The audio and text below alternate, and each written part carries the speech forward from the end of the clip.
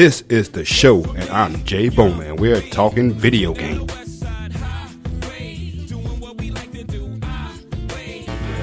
First, actually started with the arcades and stuff like that too. Cameron, what was your very first arcade game that you ever experienced growing up? Arcade games? Yes. Oh, I might have to go. It's either Pac-Man, Asteroids, or Galaga. I'm not 100. I believe it was Pac-Man. Pac-Man. That's basically everybody's. I remember my first arcade experience was Pac-Man. You know what I'm saying? Going up to the big machine, putting your money in there, and seeing Pac-Man go and stuff like that. Where was you actually at when you first experienced your, the arcade experience? So when I was growing up, arcades weren't really as much of a thing anymore because consoles had themselves already started coming out. Like I had a Super Nintendo as my first console when I was about 10 years, when I was about 8 years old. But there was a place where we would go for like school trips once a month. Not really school trips, but school-sponsored events. It was called Fry's Roller Rink. And they had like little arcade games and stuff like that here sitting in the back. Yeah. The big machines, stuff like that? Yeah. Okay.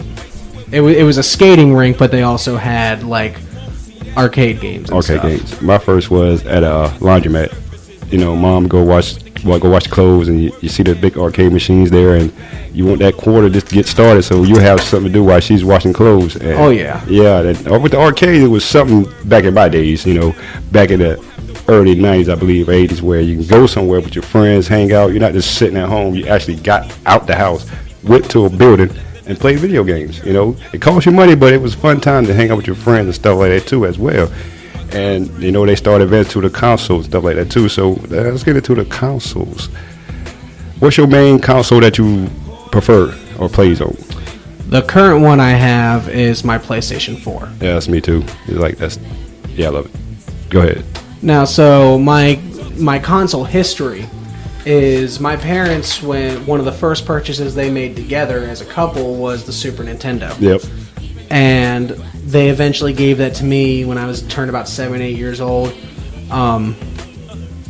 When I was very young, my parents were in a very tough spot financially, so they gave me as much as they could. Up until I was about a teenager, we really didn't have much. Yeah, didn't. And eventually, they made it in their places of business, but growing up, I didn't have. So I had a Super Nintendo at first. I had used that for a few years. My favorite game to play on that was obviously The Legend of Zelda. Yep, exactly. I loved that. Yeah. I will still play that game today if I could find a Super Nintendo. After that, I had a Nintendo 64. My favorite game on that was Donkey Kong 64. Donkey Kong 64? You had to buy the special cartridge to play it because the game was too powerful for the system. Okay. After that, I got an original Xbox. Now, funny story. I started out with the original Xbox. One of my friends started out with the original PlayStation. When the 360 and PlayStation 2 came out, we kind of flip-flopped. Okay. So he went the Xbox way, I went the PlayStation way. Now, he eventually saw the light and came back over to PlayStation when the most recent generations came out. Had to talk a little. It took a few years, but I was able to talk some sense into him to come back to the light.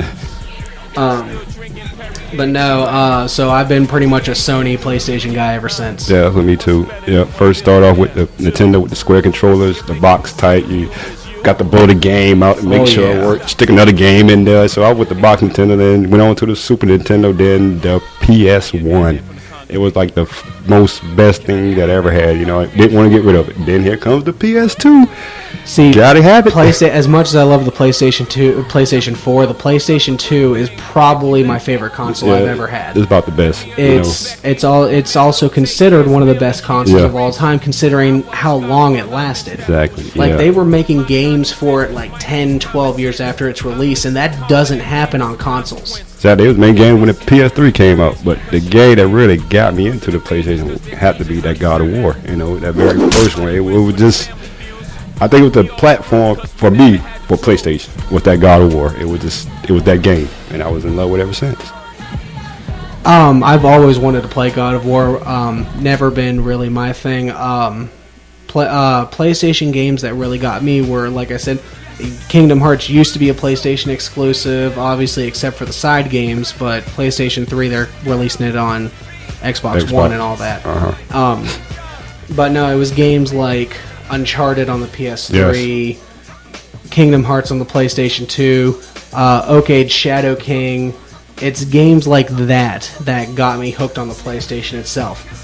Okay, that's good. But do you play any of the like the Street Fighters, the Mortal Kombat, the combat games? I never had those games myself, but one of my friends always had like all those fighter games, like I think it was Soul Calibur. He had Mortal Kombat, and so whenever I'd go over to his place, we would play those. Yeah, okay. But I never owned them myself. Like especially games like Mortal Kombat, they were rated M. While I was allowed to play them, my parents wouldn't buy them for me. Yeah, okay, I got you. Yeah, then what about the RPGs? You into all those? The running around, looking at stealth role playing, acting like you're human on a AI machine?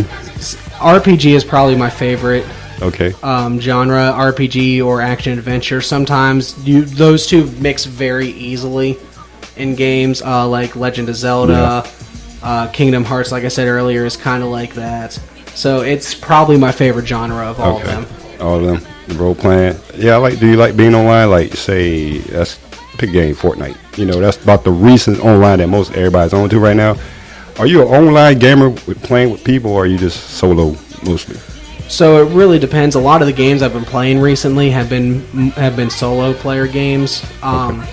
Now I have a online PlayStation account. I pay for the monthly fee. I'll talk to my friends online there, and if we all get together to play a game, then I'll play it online. But I've been playing mainly Assassin's Creed, replaying Kingdom Hearts, mainly one-player games. So I haven't really had much online interaction other than I'll put on my headset and talk to my friends while they're playing their games too. Okay. I didn't mention Assassin's Creed. I think that game was fun for me in the beginning, and then it started getting repetitive. You know what I'm saying? It's it was like the same thing over and over. Jump off a building, assassinate a guy, go to this place. It seemed repetitive, but I heard it was a pretty good game because it keep coming out with series. So me personally, I don't like repetitive games. Yeah, exactly. That being said, I like the stories that they give the characters. So you played the original games? The original, yes. So where your main character was Desmond Miles. Exactly. Yep. How far did you get into the games? Do you remember? I passed the first one. Then I think I got into the second one. And after that, I was done. So spoiler alert here. Yes. In Assassin's Creed 3, Desmond dies.